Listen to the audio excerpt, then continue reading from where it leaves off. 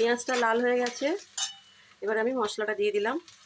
পেঁয়াজ আর রসুন বাটা, আদা দিইনি, আদা ছাড়াই আজকে মাংস করব।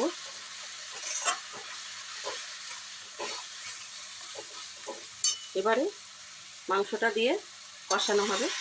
দই আর গোলমরিচ গুঁড়ো দেওয়া আছে, আর একটু নুন।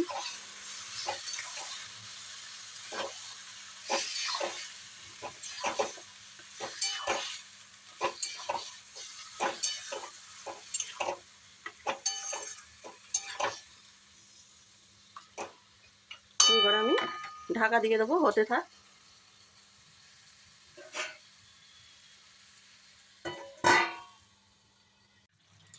তো বন্ধুরা, এই যে কষানো চলছে মাংসটা, আর এই মাংসতে আমি একটুও জল দেবো না। এই জল বেরিয়েছে, টক দইয়ের জল বেরিয়েছে, প্লাস চিকেনের তো একটু জল বেরোয়।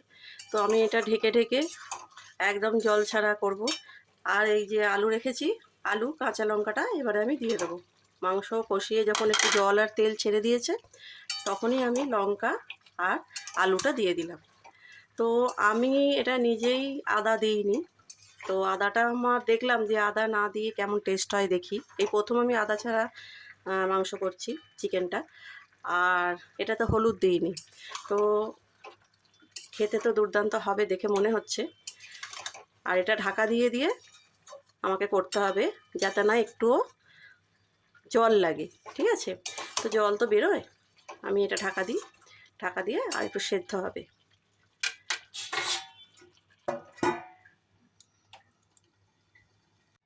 তো বন্ধুরা, মাংস একদম কমপ্লিট।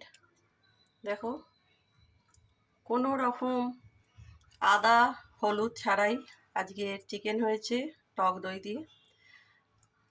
কেমন হয়েছে জানিও, সেটা সবাই খেতে পারবে, বাচ্চা বড়। আর পুরো ঝালটাই হচ্ছে কাঁচা লঙ্কা আর গোলমরিচের।